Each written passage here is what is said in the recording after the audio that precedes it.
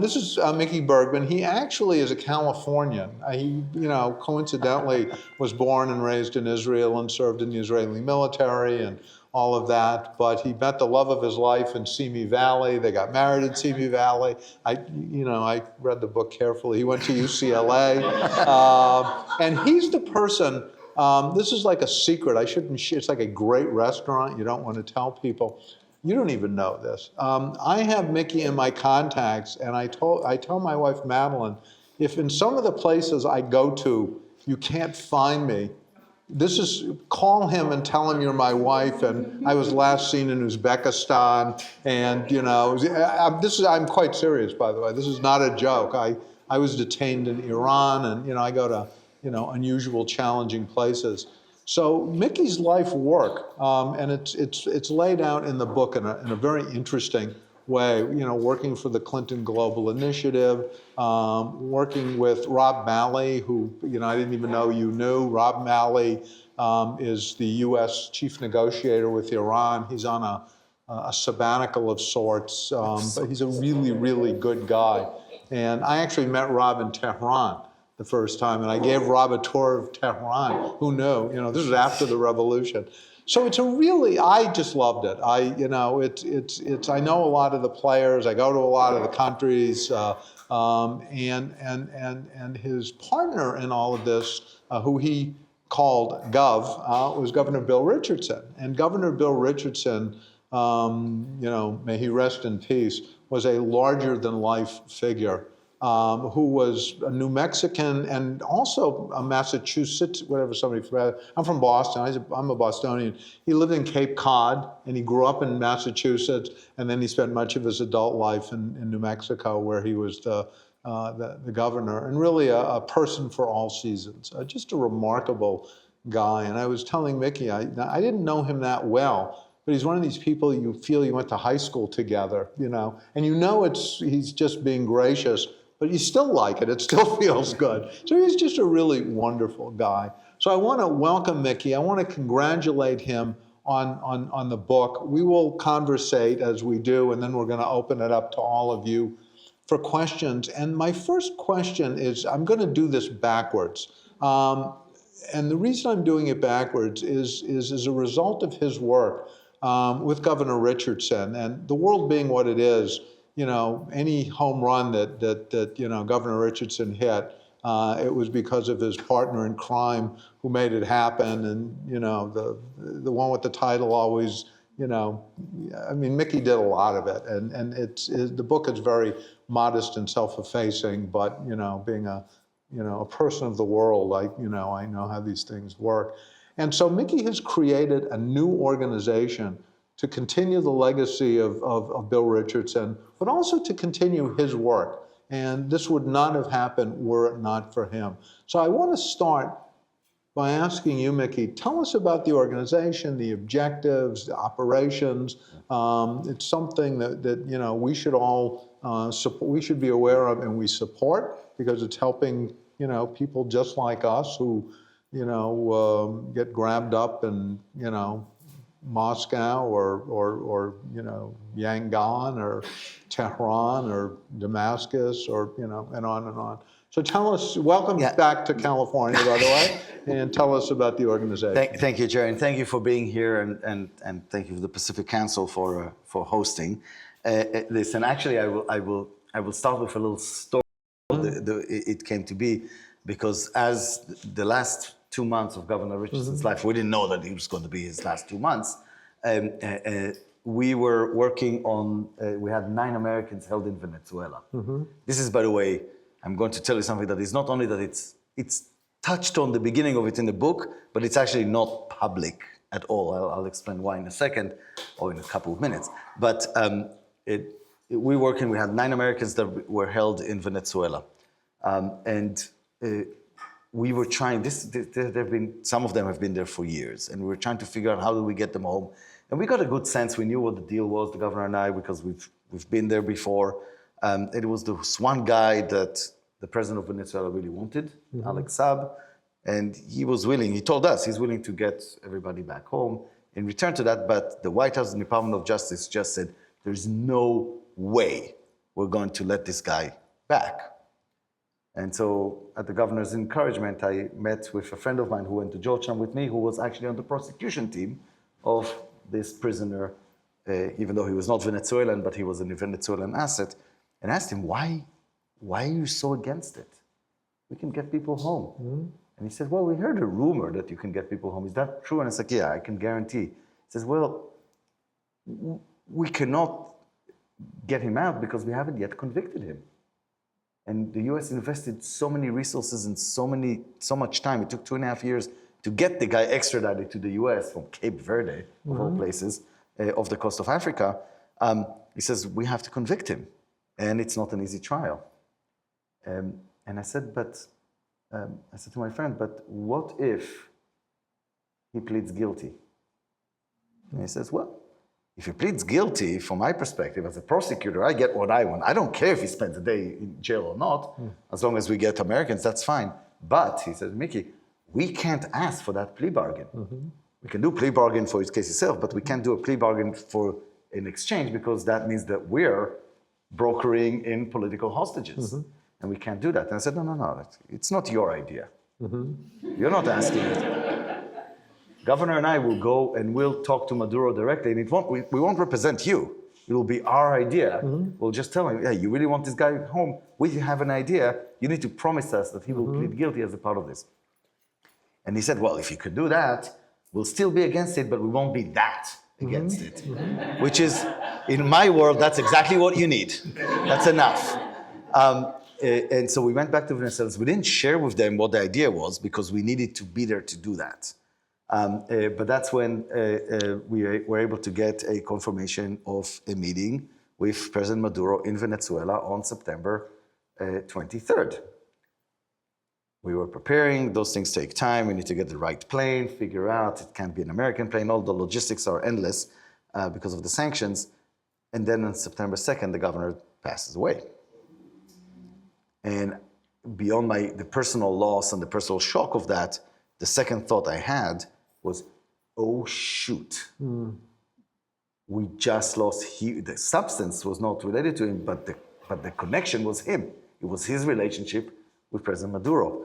And so I called Steve Menzies, who in the last few years since the pandemic became a supporter of the Richardson Center. He's an insurance entrepreneur, is worth, I think, upper of the $19 billion. And he's helped us during the pandemic with his plane.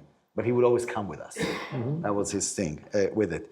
And I told him, and he said, well, we need to find just somebody to replace Richardson to do this. And I said, we can't find somebody at that stature, acceptable by the Venezuelans, and willing to do this without the White House knowledge, because the White House didn't want us to do this.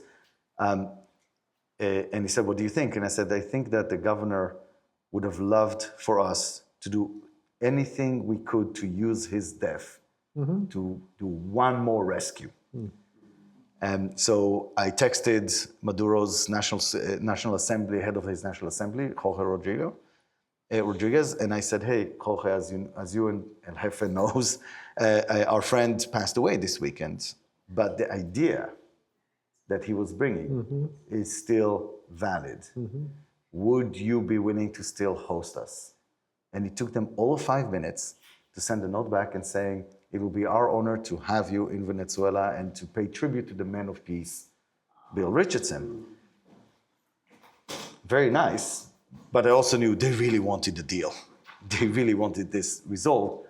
And so, I flew to Cape Cod. I helped Barbara with the arrangements for the funeral. We had the funeral on September 15th, and 5 days later, we headed to Caracas.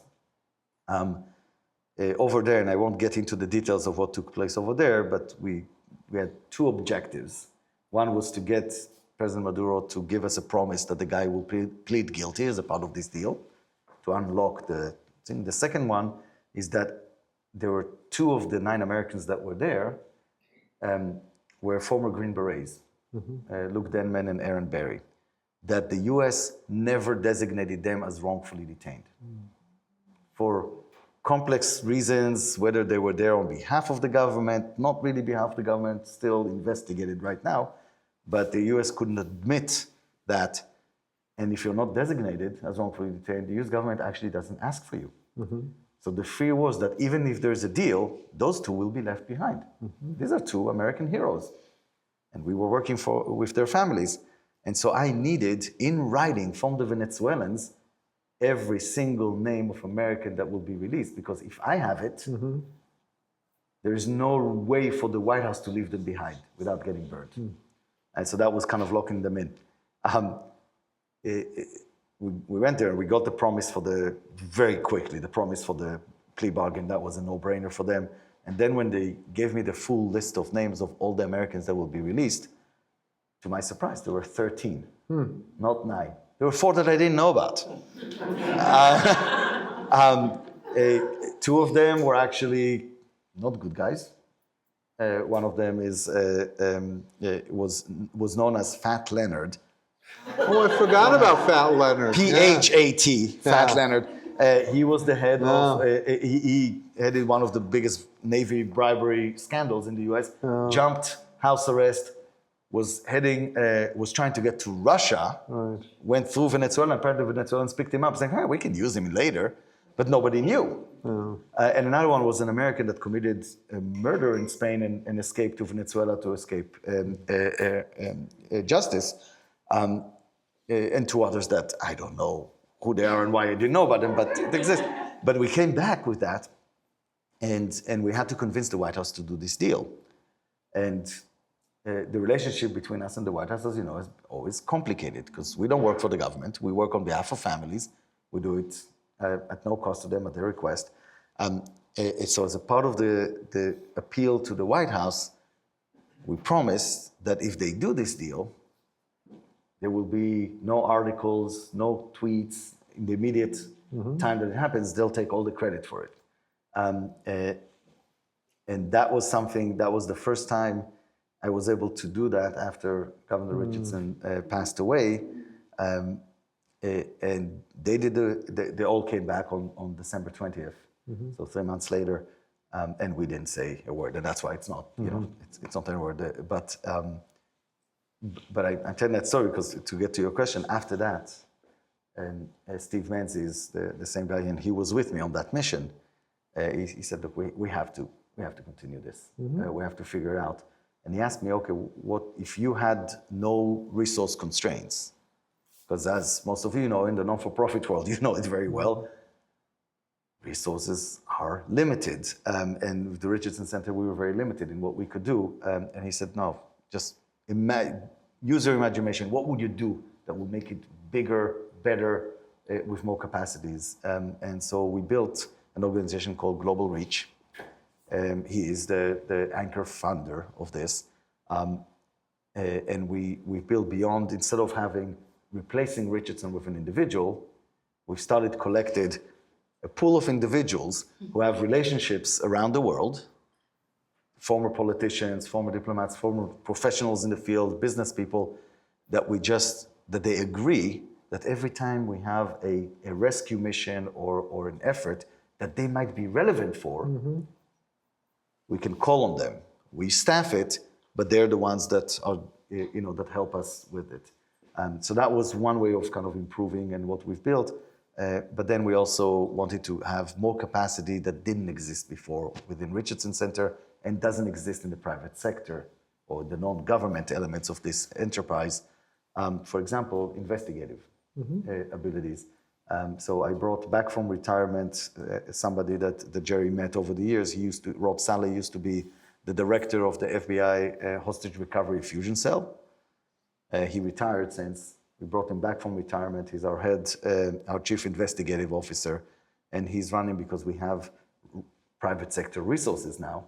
For example, when there is a Princeton student, PhD student who's been held hostage in Iraq by a Shiite militia over there, that for a while nobody knew who has her. We knew she was kidnapped. We had no idea who had her. We purchased commercially the cell data and the area where she was kidnapped. We purchased the pharmacy's data because we knew she had back surgery 8 days before she was kidnapped. So we knew what medicine was going to be picked up. share that information with the FBI. The FBI theoretically can buy it, can buy it itself, but it takes them forever to go through red tape. We could do it like this. And together, triangulated, found her. Now she's still held, but we know where she is. Therefore, we know who has her, and that forced them to provide us a proof of live video. So just an example of what it is that we do, and we started picking up all the cases that we handled with the Richardson Center are now being handled by Global Reach. There's a Pacific Council piece, to a very small piece, but our fellow member, Robert O'Brien, who was National Security Advisor under Trump, his job before that was the SPIHA, the Special Presidential Envoy for Hostage Affairs. Yeah. So Robert, and he and I are very good friends, and we talk. I actually helped him when he was SPIHA with some stuff that he was working on. But what Governor Richardson did is he kind of took it out of government. And some people, I mean, he's worked with Republican administrations and Democrat. I mean, he was a Democrat, but he worked with both, both parties. One story in the book that I found really heartbreaking is how in one of the cases, you were working with the Democratic administration and they completely betrayed you. In a way that, buy the book, I'm not, it's really worth reading, but it was a little disappointing to me. But what I liked is you guys sort of, didn't like being, not credited for your own work, but you took it well because Americans were saved and brought home. So the humanitarian dimension of this is huge, and it's open season on us as Americans in all sorts of countries. There are places I won't go anymore, which, in the day would go just anywhere. because you mentioned Robert O'Brien. So Robert O'Brien, hopefully, I can't get into the details of that, but hopefully very soon, we're going to get one of the Americans that has been held for a very, very long time in a Middle Eastern country. And the principal that I'm working with on this one is Robert O'Brien. Right. Yeah. Believe me, the person saved is not going to say, "Oh, he's a Republican. No. I'm staying." No. It really doesn't matter. Yeah. Let me ask you, what was your biggest? What was the most joyous? I'm sure there are a lot of them, but what also was your biggest disappointment? What's the one that just you just couldn't close the deal? So I have to, and unfortunately there's a lot of almosts and couldn't close the deals. And then there's one to me that was absolutely devastating because we did close the deal. And that was Otto Warmbier, who came back from North Korea. And I've dedicated 18 months of my life. Otto Warmbier, he was a student, a University of Virginia student. Originally, he's from Cincinnati, and he went to China on a semester abroad, and from his university in China went for a week in North Korea.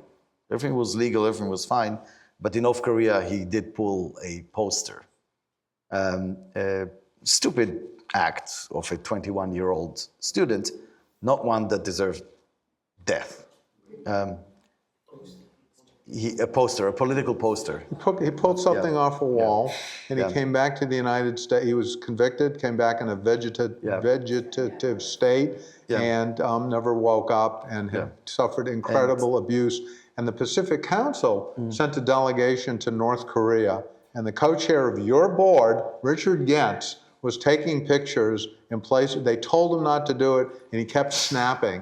And Rich Getz and I talk about this all the time. Yeah. And then I walked away from the group and went to places that I wasn't supposed. I went to stores and hey, how y'all doing? And and after the auto warrant, we were just so lucky that And this one was because when we finally were able to go into North Korea, finally got the invitation to go, and when you go to North Korea to try and bring Otto Warmbier,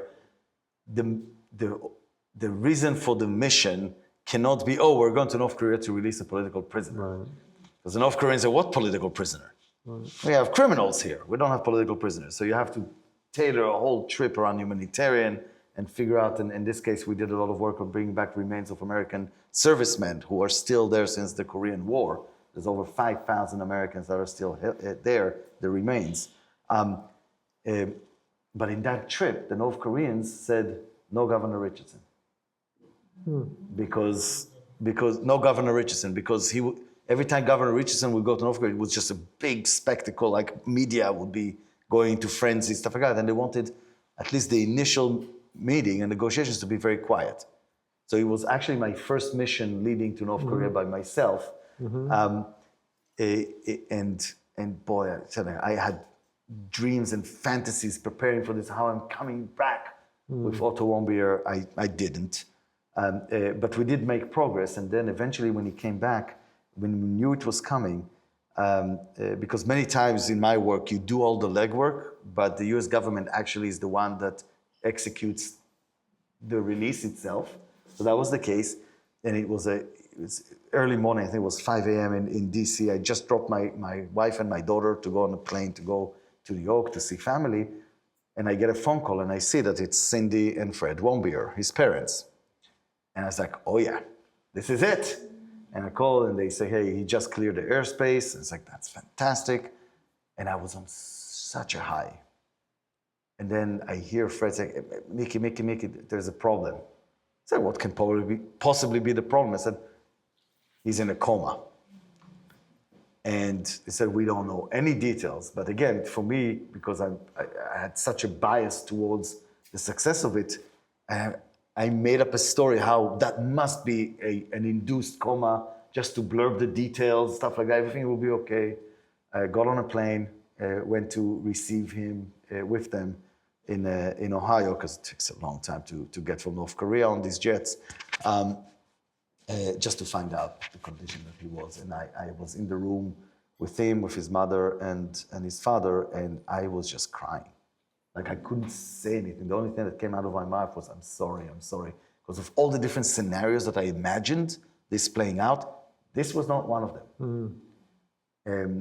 And Cindy, his mother, just turned to me and she gave me a big hug.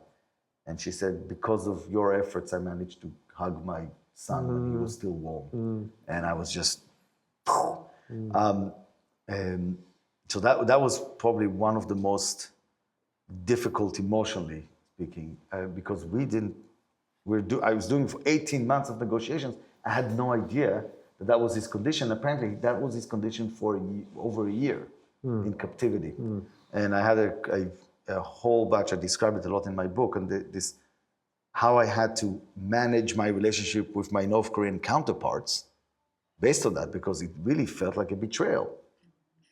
And they went an extra mile to try and convince me, the people that I negotiated with, that they actually didn't know that was his condition while they were negotiating. So they said, we were negotiating in good faith. We didn't know. And for a while, I was trying to figure out, do I call their bluff? Do I believe them? Do I not believe them? The truth is, I don't know. It's plausible that they didn't know, because North Korea is very specific in information they share, and the foreign ministry is not exactly the security apparatus over there. But then I realized that the fact that they're working so hard, it was so important for them that I will believe that they were not negotiating in bad faith, means that there's value in the relationship. Because otherwise they wouldn't care what I thought. But there was something to be done with it. And later on, we were able to actually facilitate the return. It ended up being more than 270 remains of Americans, servicemen that came out through the Trump administration for this, but that was a part of that kind of recovery. But I have to tell you, Jared, this was, that was probably one of the hardest, it was the hardest thing for me to cope with until October 7th. And October 7th is not in the book. I finished the book before October 7th. But since then, the work on the hostages in Gaza, the successes earlier and the failures since,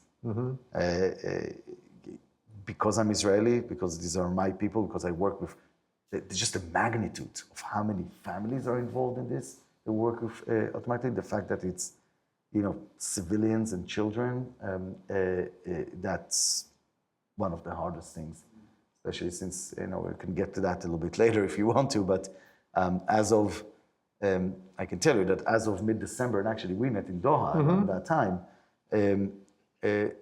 the same proposal that is on the table now was available 6 months ago. We had many more hostages back then. And knowing that it was available, and that was I was doing when we met over there, and failing to deliver that or convince the Israeli government to say, go ahead with it, is really, really devastating, because once a week we get information of new hostages that died. These are hostages that we know were alive before and could have been home. You know, I have such strong feelings about the limitations of the Israeli government. I will spare all of you, you know. I'll tell you something funny, but well, funny. It's not that funny. It's sad, but that, you know, part of the struggle for us, the negotiations actually with the captors are not as hard as the negotiations with our own government. What do I mean? Because the reason why we are able to add value on this, we're non-government. When we go into these rooms, let's say, you know, the Americans and the Russians really want to make a deal over the hostages, the political prisoners. They said we're going to go and meet and talk about that. The officials, 2 from each side, come and sit in the room. Before they even say one word, the weight of the war in Ukraine, the weight of nuclear stability, the weight of world order, and all of our disagreements between the two countries, they're already making that conversation impossible to keep just on the hostages. But when we come in, we have absolutely no authority on policy or anything else. We can talk about it, and they do talk our ear off some days, but we're able to keep it insulated and therefore refine and define a pathway to bring somebody home. Then we need to sell it to our own government. And it's Democrats and Republicans, it's always extremely difficult, not because they're bad and not because they don't want Americans to come home, but because their set of interests are so complicated. And we're like horses with blinders. We're just like one thing because our mandate is from the families. So it's always hard to try and convince the US government to do a deal that we figure out how to do. Now the US government has been in a position for the last 6 months in which they brought a solution to the Israeli government, and they can't seem to get the Israeli government to say yes. And I go to rollercoasters, who's the current special presidential envoy on hostage affairs. He replaced Robert O'Brien. Back then he's been doing it. And a very good guy. Very good guy, and a good friend of mine for more than 4 years. He's been doing it now. And I tell him, how does it feel? How does it feel not to be able to convince a government of a deal that you know is good and can bring people home? Like, remember that next week when I come to you for another deal. But yeah, sorry. Now, you know, from an Israeli perspective, you know, many Israelis feel that their lives don't matter. I mean, every hostage could have been brought home alive, all of them. All Israel had to do was, you know, let a lot of people out of prison. And, you know, they've done it. How many did they trade for Gilad Shalit? About 1,100 prisoners. Yeah, 1,100 for a young Israeli soldier. I mean, they've done it before. Yeah. And so, anyway, and it stinks, and it feels unjust and unfair. Right. But in the grand scheme of things, it doesn't really matter if you're going to release 1,100, 1,500 strategically. That's not the make or break of existence of country. Exactly right. Yeah. You know, and Gilad Shalit's parents are, you know, happier for it, as is he. Let me ask you, and I'm going to, last question, and then I'm going to, you know, let everyone ask their questions. I'd like to talk a little bit about Russia, you know, which you've devoted a lot of time to. You played a leading role in Brittany Griner. Poor Paul Whelan is still there, and there are two former Marines, I think, that are, I forget the other guy's name. Well, Trevor Reed came home. Robert Gilman is still there.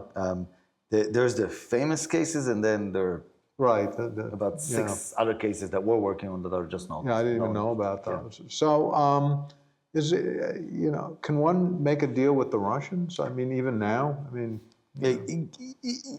yes, it's possible. It's really complicated. And I go through this a little bit because we entered And this Paul Whelan was the first one in this kind of round to be taken, even though there's been Americans that have been in prison there, and there still are, but they're not within the category of the political prisoners, the classic political prisoners. Paul Whelan was the first one. And we engaged with the Russians on this early on at the request of his family. We started with little things like confidence boosters. We went to the Russians and said, hey, Paul Whelan needs to have some medical attention outside of the prison. And they said, well, it's funny that you're coming to us and asking for that when we have a prisoner, a Russian prisoner in Connecticut, Konstantin Yaroshenko, that, and he hasn't seen a dentist in years, and you deny him that. And we had to go, to respond, because I didn't know that. I said, hey, we're not only working on behalf of Americans, let's see what we can do here. And did my due diligence and realized, Konstantin Yaroshenko was arrested in Liberia. Apparently the Liberians knocked his teeth out. And when he was extradited, because it's not life-threatening, the US government didn't approve a dentist visit. And we went... Paid for it, right? Yeah. We went, Governor Richardson and I went all the way to Bill Barr, the Attorney General, and told him, let us get a dentist. We'll pay for it. Let us get a dentist, because we believe, from reciprocity, that they will then give Paul Whelan a treatment.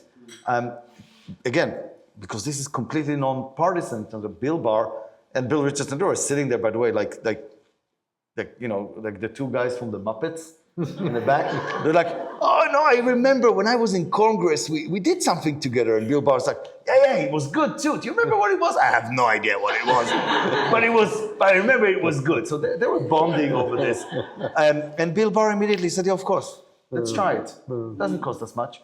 And he did it. And within a week, we had a dentist there. And 6 days after the dentist, Paul Whelan received treatment. So they said, okay, we have something here. We proved the concept. It was a win-win. And so we went back to the Russians, because Paul Whelan, in his medical exam, we realized needed actually not an emergency surgery, but something that he needed, and he didn't want to do it in jail. He'd rather do it in the European medical center in Moscow. And same goes, the dentist said Yaroshenko needs implants. So he said, okay, we'll pay for the implants. Let's go ahead. Went back to Bill Barr. Bill Barr said yes. At that point, the pandemic just started. And the Bureau of Prisons just wouldn't approve it because it was not a necessity. And we were furious. Because, like, seriously, because of a bureaucratic little thing here, and the innocent American is now going to be deprived of a surgery that might become urgent later. And it did. And once it was urgent, nobody asked him where to get the surgery. He did it in prison. There was a hernia repair surgery. He was fine, but it could have gone really south for no reason whatsoever. But when the pandemic actually got bad, we said, oh, let's cut to the chase here. Let's do a deal here. The Russians said, look, if you have a humanitarian health-based release for Konstantin Yaroshenko, we will release Paul Whelan. It's like, he didn't say we'll release him. It's like, it will be reciprocated. That was the code for the Russians. That was still under Trump administration. They didn't want to do that. They didn't want to do it, not because the president didn't want to bring Americans. He did. He didn't want anything to appear as if he's paying something in return. So it was a mismatch for him. So what did the Russians do? Oh, you don't want to negotiate over this? We'll take another one. So they took Trevor Reed. This time, former Marine, presidential guard from Camp David. And we went back to them and said, well, we have a 2-for-2 option for you. And then we brought it to the Biden administration at this point, and they didn't want to do it because they were not ready yet to negotiate. They haven't yet done their processes to figure out what is something that they will need to even engage in. And I had a tough conversation with Jake Sullivan at the White House when I said, look, you're going to do your research, your processes, and all that stuff. Republicans and Democrats have always done these exchanges. It's not always the right thing to do, but sometimes it's the only way to bring somebody home. The only question left here, how much time you're going to waste doing the process, and how many Americans will die until that happens. And they ended up doing Trevor Reed. I mean, we went to Russia. That was the beginning of the war in Ukraine. Came in with a solution for 2-for-2 or 1-for-1. The Americans decided just to take Trevor Reed because he was sick at the time. Paul Whelan was left behind yet again. But when we went to Russia at the end of February, like, we were actually woke up February 24th, in the Red Square to hear Putin announcing the war. We were there for that day. We didn't know that Brittany Griner was already taken at that point because her family wouldn't tell, because the White House told them not to tell.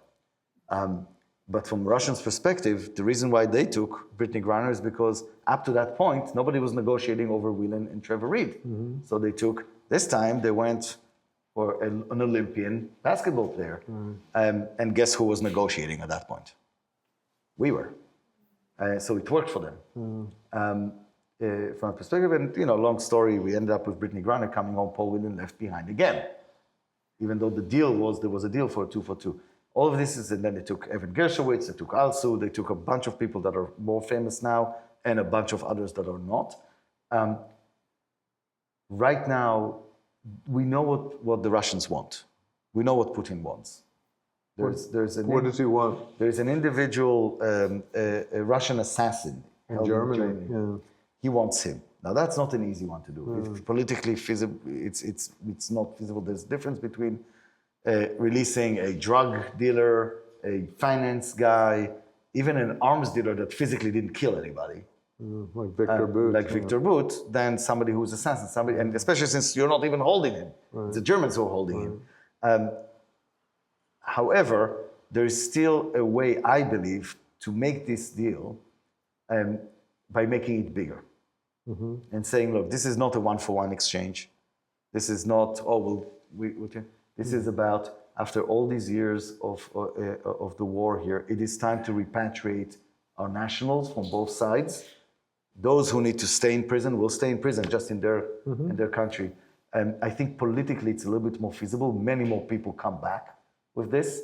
The problem is that while Putin wants to help his friends, even more so he wants to hurt his enemies. Right. And for him, he doesn't want in an election year to do anything that will make Biden look good. So the assumption in the White House, at least, is nothing can happen until the elections. For me, that's not satisfactory because every single day something bad can happen to any of these Americans. So we keep trying to come up with very convoluted theories of return, that's what we call them, and finding a way to still do the deal, make it so that Putin believes it doesn't really help Biden. And it's just do it before. But that requires, on the American side, for the leaders and the two presidential rivals to collaborate. Yeah. Good luck with that. Exactly. Is China holding any Americans?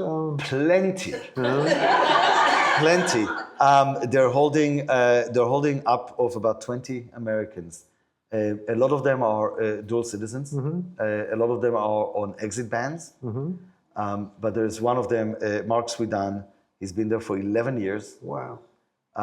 His mother is in Texas, and nobody's paying attention on that one. We ourselves are actually not able to take those cases, not because they're not appropriate for us to take, but because we try to be very honest in our assessment of where we can be helpful and where we cannot. And every time we tried in China over the years, the Chinese just don't do our style of informal diplomacy. We haven't been able to succeed. If you have ideas, hey, we can talk afterwards, but because I would love to jump into it. Like there's Kai Li, there's Mark Swidan, there's cases there for years. Their families are trying to, like Kai Li has been held there because of a bunch of tweets that he did while he was in the US. And then he went to China and they picked him up. He's a dual national. He's a dual national. But there's an American that's not a dual. Swidan, yeah, Mark Swidan. And what's his? They accused him of some commercial violation there. He was doing, I think, airplane parts. But he's been there 11 years, no trial, no sentence, and no visits. On that cheerful note, Sorry. Julie, you had a question. Well, you kind of delved into what I was about to ask, which is, as a private contractor, you said you're taking, for example, North Korea, you spent 18 months. Yeah. What are you talking about for those 18 months? What are your parameters? What can you give and feel comfortable that you'll get the support from the government? I mean, it seems like a long time for one person. What's going on in the world for 18 months? Yeah. So one of the things that I just want to emphasize, because when we talk about these things, it's important. Like, so we do this work on behalf of the families at their request, at no cost to them. So, Yeah, they're not contractors. we're not yeah. contractors. Just to make sure. But you're not the government. But we're not the government. So the families are our clients. It's just that there's no transaction there. It's just that that's how we have our mandate. We raise funds elsewhere to be able to do it. And as you can imagine, you point out to an important thing. When a family wants us in this to help, they're the only ones who want us in it. The US government certainly initially doesn't want us in it because we're just mucking up whatever they have planned. And the captors typically at the beginning don't want us in because what can we offer them? And it takes us time. So we need to force ourselves into the conversations, and we never actually get inside the official room because we're not officials, but we need to force ourselves into conversations. For example, in Russia, when we never go to the Kremlin. The Kremlin wouldn't accept us because we're not officials. So we have our counterparts in Russia. They will host us for dinner at their house, and they will invite in there the Russian officials who will come knowing that we're there. And we'll do it in restaurants, in lobbies of hotels, so all of these kind of conversations. And over time, once the captors realize that they can't have a channel directly to the US government, or they can't get from the US government what they're looking, then suddenly we become valuable. Because we're talking to them about this issue specifically. But we have no confidence whatsoever that we can convince our government. And we were very honest with the captors, saying, like, we don't represent them, but we know how to work this and to figure out what might work, what might not work with them. So that's how we build it. We build it in. But not all cases have to be with a U.S. government give back. And we had a rescue from Russia, Taylor Dudley. He came home. Nobody heard about him. Came home a month after Brittany Griner. We flew and we brought him home. We didn't give anything in return. In fact, the Russians gave him to us because they felt like after we did all this work on Brittany Griner, and we didn't, the White House was dismissing our role. The family was not. They were great, both Brittany and her wife Sherelle. The Russians said, well, and the governor was great at that. It's like, look at that. I'm getting eaten up here. Like, give me something. And so we did. So we did that. And I do tell that story at the end of the book a lot. But even more so in Myanmar, Danny Fenster is a Jewish journalist from Detroit that we spent years before engaging in Myanmar. Actually, in this room, there's at least 3 people that came with me in some of these engagements previously. These are social entrepreneurs. The part of the engagement build-up of relationship over the years. That was years before Danny Fenster was even taken. But we used that. And we went in, and we had to create an emotional bond between the governor and the military lead, the head of the military government in Myanmar. Within one meeting, enough of an emotional bond for the governor to be able to ask for a favor without any return. And he was good at that, though. And he was good at that. He's a master. So I'll just say it's okay. It will take me just a few minutes, but in this, and I'll just do the heart of it. When we were heading there, and I knew that we have, the visit, just like in North Korea, the visit was about COVID vaccinations. It was the heart of the pandemic in Myanmar, and protective gear and all that stuff. And it was genuine. It wasn't just a Trojan horse. We really wanted to help that. We had a plan. But I had to study the leader before doing that. I wanted to make sure I understand who he is. Because again, if we're about to build this emotional bond, I need to understand who is his personality, not national interests, not his policy positions, but who he is. And I watched a ton of videos of him giving speeches, doing interviews. He doesn't speak a lick of English. I don't speak Myanmar. It didn't matter because it wasn't about the words. It was about him. And I found out something very interesting about him, that when you think of a military leader that just deposed Aung San Suu Kyi, the great Aung San Suu Kyi from power, you think this is going to be one of those like generals that pounds on the table and yells and charismatic and all that stuff. That was not him. That's not the man that I was watching. Subdued, his voice doesn't project, zero charisma, an introvert. None of this is bad, but it's just not what you expect. And so when the governor and I talked about it and said, hey, here's how we're going to do this. When we go in for that one meeting that we have with him, we're not going to raise the issue of the prisoner in front of anybody else. Because if we do, the guy's going to become defensive. We don't want that. So we're going to go and we're going to talk about COVID, we're going to talk about vaccinations, protective gears, all that. And then at the end, you're going to say to him, General, can I have 5 minutes with you one-on-one? Just you and I. Send everybody out. I'll send my people out. And I gave him a little piece of paper with handwritten talking points that he would accidentally leave behind. That's a method that we do. And they're written as if, they're written to the eyes of the generals.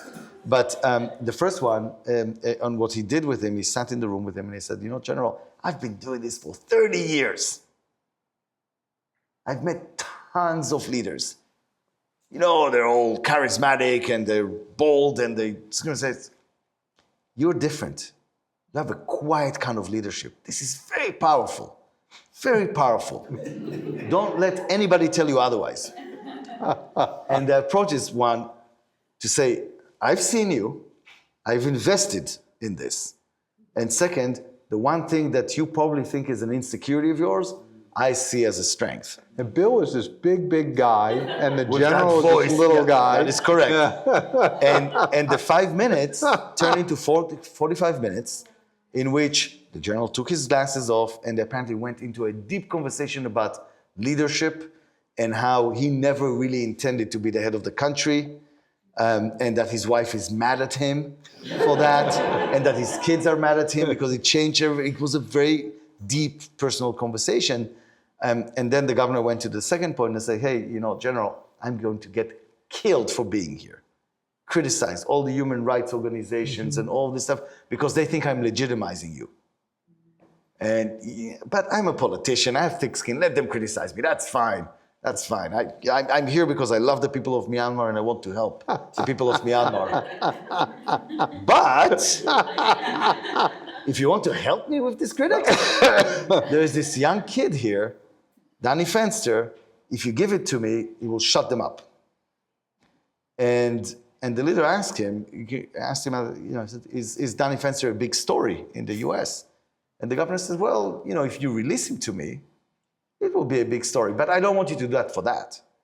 I want you to do it for me. In 45 minutes, he built an emotional leverage that didn't exist the first time they met, the first time they ever met. And the leader, it's a longer story, you can read about it, but the leader basically said, yeah, I'll give him to you here, but will you come and see me in 2 weeks? Because it will take me 2 weeks to do it and nobody can know. And so we left. The reason why he needed 2 weeks is because he needed to finish his trial. And while we were on the plane on the way back, he convicted him, he sentenced him for 11 years in prison. And so everybody in the world that followed this, those who cared, said, wait a minute, Richardson went in, not only did he not come back with Danny Fenster, but it cost him 11 years of his life. But the truth is, from that world, the bigger the sentence, the more grandiose the humanitarian gesture of release is.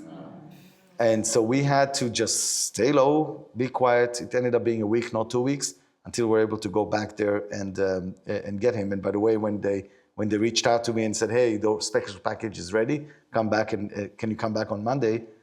The second question was, is the governor willing to bring his wife? Because the leader wants to take them out for dinner. And again, I'm not saying it, I know we're laughing, and it really doesn't mean to ridicule the leader, but because it was, again, it was a genuine, it has to be genuine. But that meant that we really managed to create that bond between them. And actually to this day, immediately after since the governor's passing, just like I had one shot in Venezuela on this, I still have that one shot in Myanmar, which we're holding back. Because they will still receive us there. The leader will receive us because of it, the governor, but I have to make it count. I sound like Hamilton now. I have to make it count because it's only going to be one.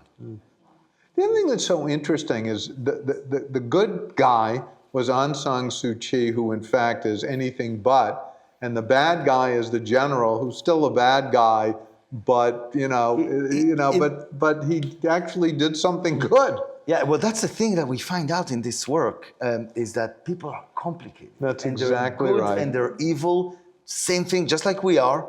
It's just certain circumstances take out different things. And Aung San Suu Kyi, she's, all the bad things that she's responsible for are basically the enabling of a genocide. Pretty bad. Doesn't take out all the good stuff that she's done as well in leading her country out of the military government, even though now it's back to it, and the reconciliation between all the ethnic groups, as long as they're Buddhist, not Muslim, from her perspective. So she's a good person, did good things, and she had a blind side that ended up in a genocide. And the leader, who's responsible for tens of thousands of deaths, is a devout Buddhist, and suddenly we found a humanity in him. So that's Interesting. Seth. Yeah, well, since I have you here, what is the secret to successful negotiation? I would say it's an easy one, 30 seconds or less. No, I think for me specifically, a few things. It might add up as I start talking, because as you say, I like telling stories. Sorry. The first one is completely, I love to debunk the concept of negotiations for us, because we always think about them as a transaction or a give and take or something around that. And I'm not even talking about the zero sum and stuff. That's not what I'm talking about. We deal with negotiations, or we treat negotiations as our ability to influence somebody else's behavior.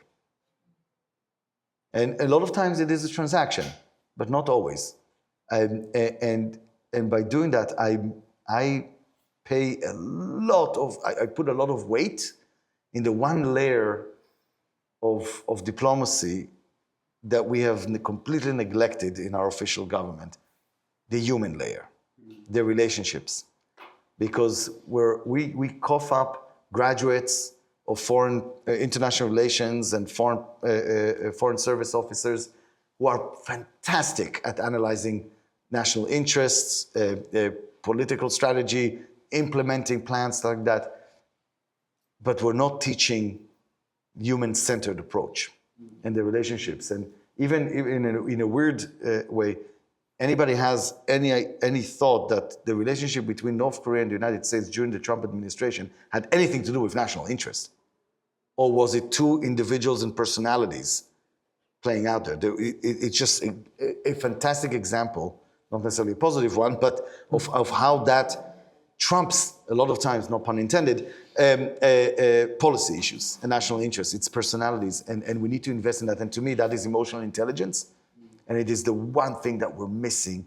And one of the reasons why I wrote the book, because it's funny to write a book in the shadows.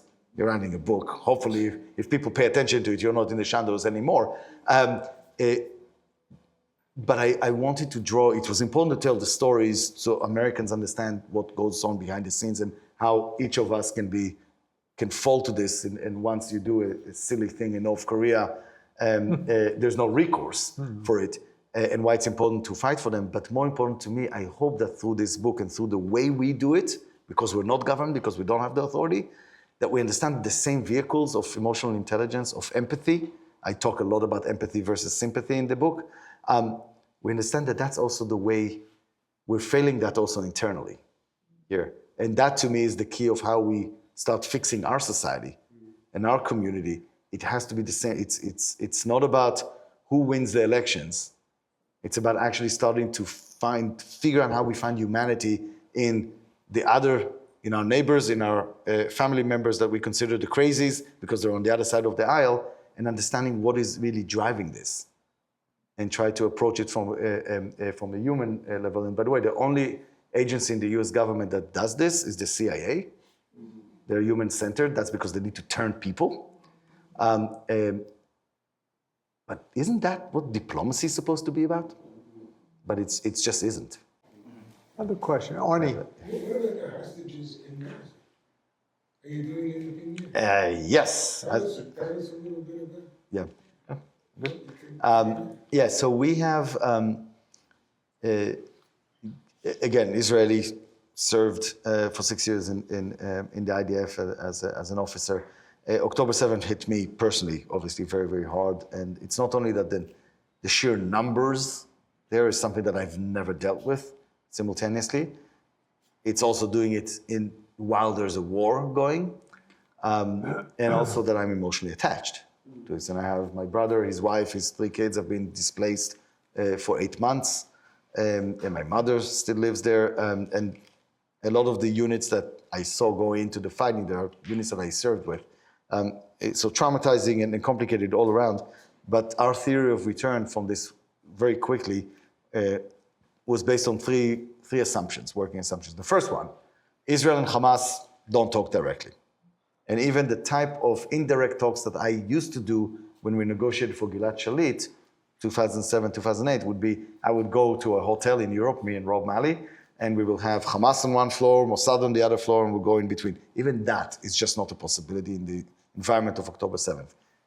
Assumption number 2, there are countries and therefore entities that can influence Hamas. None of them control them. Hamas is a very independent, proud Palestinian program. But Iran, Turkey, Qatar, and Egypt have influence over them. None of these have any reasons to do favors to Israel. Doesn't Egypt But have a good relationship? no, they have a peace, but they're actually in constant fight over who is responsible for the well-being of the people in Gaza. There's a direct conflict on that. But 2 of these countries, Egypt and Qatar, do have an interest in doing a favor to the United States. Therefore, our theory of return from October 8th, very quickly, was, number 1, we have to make it an American priority. It needs to be an American story, an American priority, and I'll say a few words of how we did that. And once it's known that it's an American priority, then the mediator, in my work, it's the Qataris, can go to Hamas, lean on them, and solicit proposals of how we resolve this. And if the proposals are even close to being feasible, then the American government will work with the Israeli government to make them comfortable enough to implement and execute. That's the theory of return. Pretty simple, right? The first thing I did, I called the Qataris to validate, to see that I'm right about this, which they said yes, but they said we need it at the president's level. I called Roger Costens. I didn't have to convince him much. They knew this is an American priority. And then the president, for him, it was an instinct. What we saw President Biden in those first few days, that's his DNA. That was not politics. That was his instinct. This is the right thing. And he met with the families. He did a Zoom with them. Then he met with them in person. I can tell you, the guy in China, 11 years, haven't gotten 11 years a phone call from the White House. Here you have hostages in Gaza. In 5 days, they have 2 meetings with the President of the United States. Before Bibi met with some of them. Correct. Biden saw them. Yeah. Correct. Yeah. And by the way, because the Israeli government had no lists at that point. They were afraid of the families. They didn't see the families as a source of information, which we did, because they knew exactly who was missing. Now, a lot of them, unfortunately, were found dead in the next few weeks, but we had lists, and we had a list. At some point, it started from 18, it went up to 23 Americans. So we could create this an American story. Then it dropped to 12, then it dropped to 8. But what the Qataris did with that is that they took it to Hamas and they said, look, forget about Israel. We're putting us in a awful position here with the US. Don't make us choose. We need to solicit a proposal here to do it, but we need to prove the concept. And that's how 2 American women were released for nothing in return. That was the Qataris proving the Americans that channel can work. The Israelis had no idea that those 2 women are coming out. It was a surprise for them. And once they came out, the American administration told the Qataris, now you need to give us a proposal of how to do all of them. Not just the American hostages, but all of them. And that was, that took a little bit of time. The proposals started coming in. They needed adjustments. I flew to Israel at that point because we had to work with the families. I was working at that point with 67 of the hostage families directly. And I went there and heard all these stories and all that was a part of this. But then worked together on how to convince the Israeli government to accept it. And once they did, That was on a Thursday. I flew, ironically, through Yerevan because I had to meet with some Russians on Americans in Russia. Flew from there to Doha for the implementation. Because every single day of that deal was negotiations from the beginning. Because Hamas never showed up with what the Israelis expected them, and Israel never showed up with what Hamas expected them. And it was for a reason. Because in order to get a deal, we used what is known as constructive ambiguity. And so both sides believed something a little bit different, and the whole idea is that you bring them close enough that then they get the appetite and you can solve the problem at the end. And that's what we did every single day, fighting for yet another day of releases. And I'm never in the room officially. I'm outside, and then the Qataris call me, or the members of the Israeli delegation call me for experimenting with things that they cannot ask directly. What happens with Hamas walk away if the category of the prisoners that we're releasing is not what they expect? And Hamas asking through the Qataris, will the Israelis walk away if it's not women and children now, but it's actually an elderly men? All of these kind of experiments and working through this, that was really I was not the only one. There were a bunch of people doing that, but these were the back channels that are trying to do that. And we succeeded. 109 hostages were released in this agreement until we didn't. And the thing that broke it was when Hamas showed up with less than 10. Israel would not compromise on the numbers. And they went back into fighting. And I left Doha, I came back to the US because I knew there's going to be about 10, 14 days of nothing to be done because of the fighting. And then I went back to Doha at the request of members of the Israeli mission, because they were not authorized by the prime minister to go back to negotiate, and they needed to know what's available. And so they gave me a whole list of questions and things to find out from Hamas in Doha of what, they called it the onions, like the layers of the onions. Like, okay, how much for a soldier? How much for a reservist? How much for a female soldier? How much for an injured? How much for, for all these kind of things, to create a menu to figure out what are the possibilities. I did that, and that's why I'm saying, I know confidently that I'm saying that as of December 20th, a similar deal that we have now existed over there, except that there were more hostages alive. And the reason, by the way, that it ended up into the stages was because it was extremely clear, as it is now, that there's a real gap on the end game. Hamas wants guarantees that this war will end. Israel is not willing to give those guarantees. Why don't they just give it to them and then disregard it later on? You said it, not me, but I say it all the time. Because to me, and that's why I advocate, and that's what is driving me absolutely insane in seeing this, because at the end of the day, number one, there's nothing in this proposed deal that is existentially threatening the state of Israel. And therefore, the state of Israel should be strong enough to say yes, to do this, unburden itself from the weight of the hostages, and then it can make its own decisions. And people say, well, you're advocating for them to violate an agreement. First of all, they're signing an agreement with Hamas. Let's put it in proportion. The second thing, and yes, there will be international guarantees on this, but the second thing is, I'm not sure that the best thing for Israel, actually I'm pretty sure that it's not the best thing for Israel to go back into this war. So for me, actually getting into a ceasefire, 6-week ceasefire, where you actually taste the ability to take your reserves back into the economy, to bring people home, to do that, you're starting to realize, killing a few more Hamas people and a whole bunch of more civilians is not going to advance your strategic agenda here. And so I do believe that, the one thing that is always that silly saying, if you want to climb out of a hole, the first thing you need to do is stop digging. Let's stop digging. And for me, it works very well because it's in concert with the fact that hostages come home. But that's where we're at. And after, privately, Bibi would promise to Biden that if we enter stage 1, it will be the end of the war. But publicly, he's saying exactly the opposite. And so there were at least 3 rounds in which everything was ready to sign. And then Bibi gave a speech, and Hamas looked at the Americans saying, which one should we believe? The Bibi that whispers in your ear or the Bibi that talks publicly? And that's why Biden went public 2 weeks ago in order to try and corner that. And even that has not seemed to work. And as of today, there's Hamas gave an answer about the proposal, and the Israelis immediately interpreted it as a no.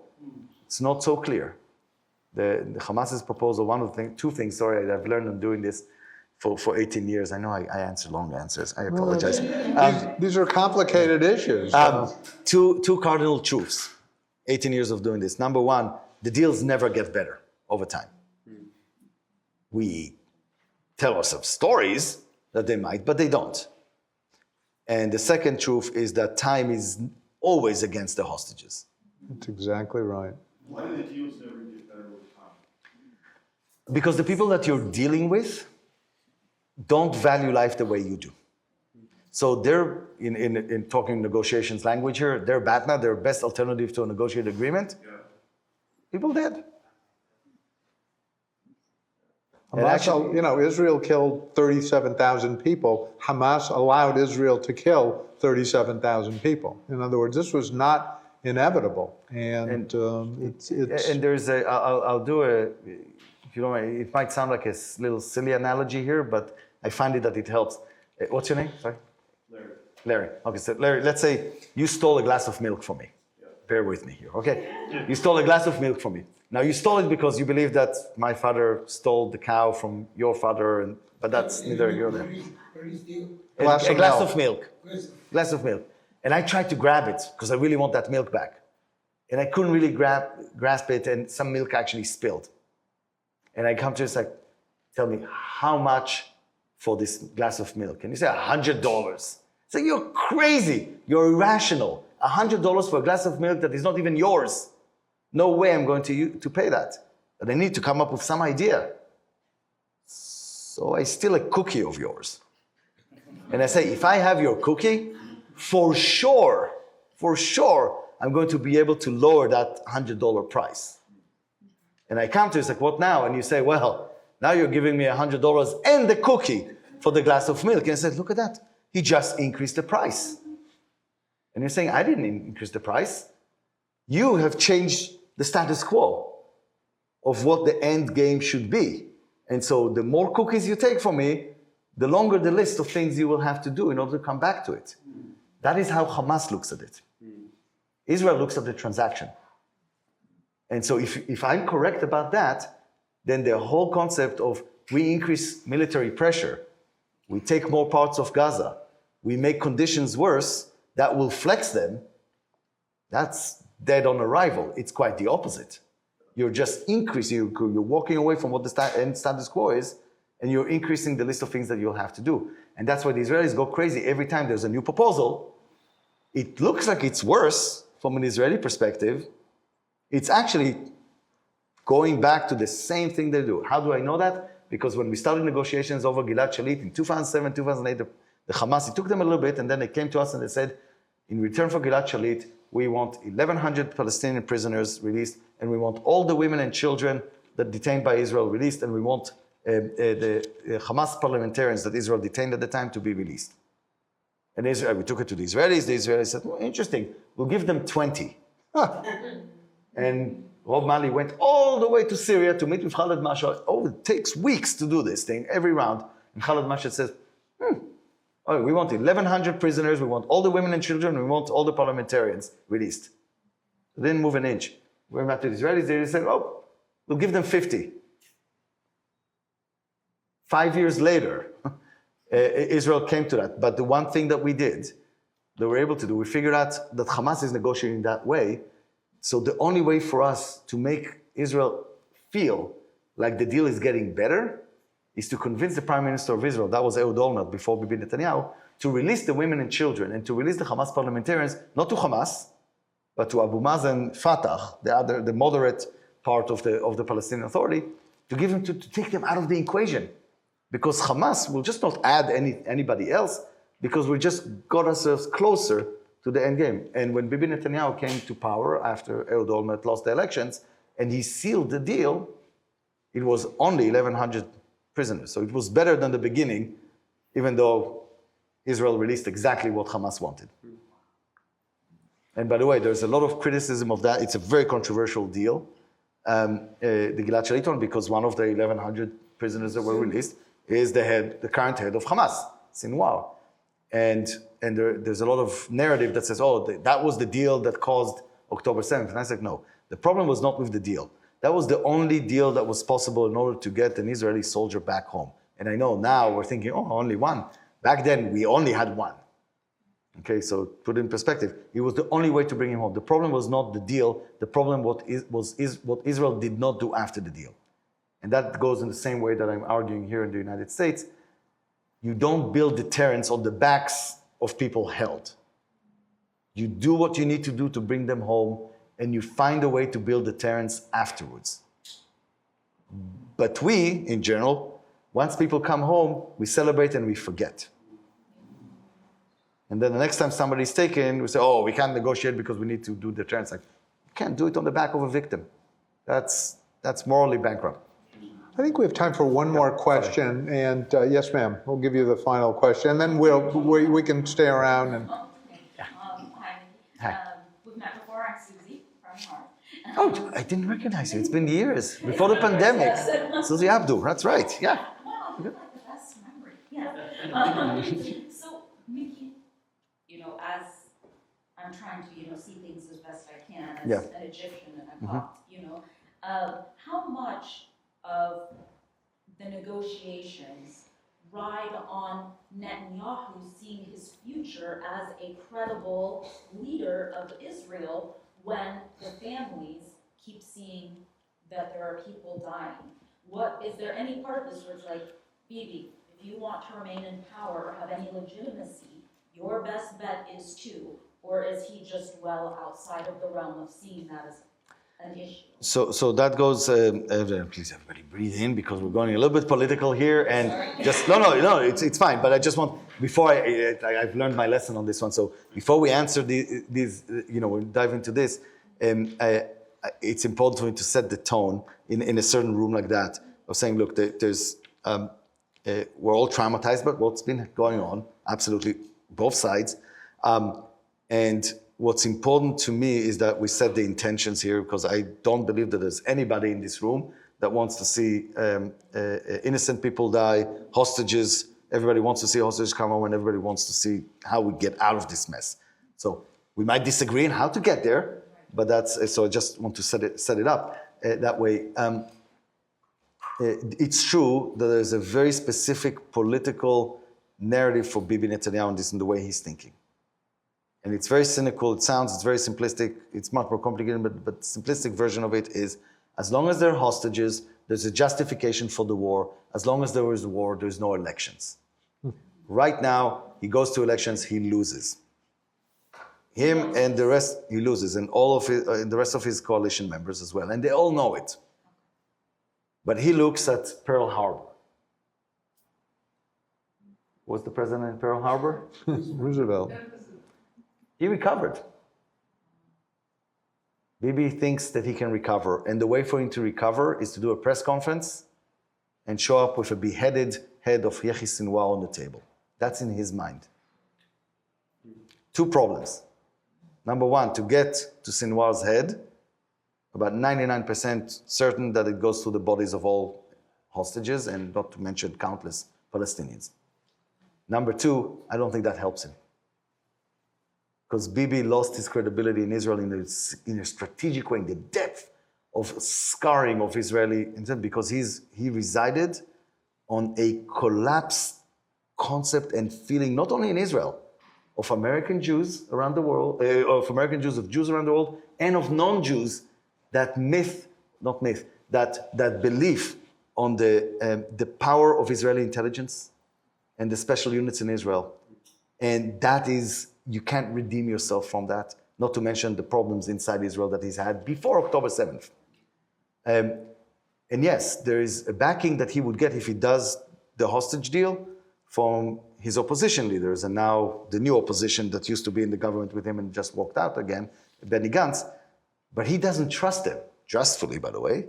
He knows that they'll back him up for this, and as soon as it's done, they'll stab him. And the only people he knows will never stab him in the back are his current coalition members, because it's not because they like him, but because if they stab him in the back, they're cutting their branch that they're standing on. So it's a very, very cynical approach in terms of how he's looking at it. I wish I could say Bibi Netanyahu of 10 or 15 years ago might have looked at it differently. Not Bibi Netanyahu of today. He is entangled in legal issues. He's entangled with, he sees himself as the longest serving Israeli prime minister. He surpassed David Ben-Gurion, a mythical person for any Jew and Israeli currently. He surpassed him. In his mind, he's not only the king of Israel, he's the king of the Jews.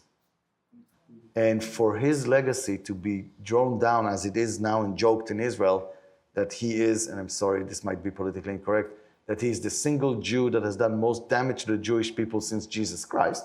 It's kind of a joke, but that's okay. I apologize. That is something that is really hard for him to. What's that? He laughed a little too.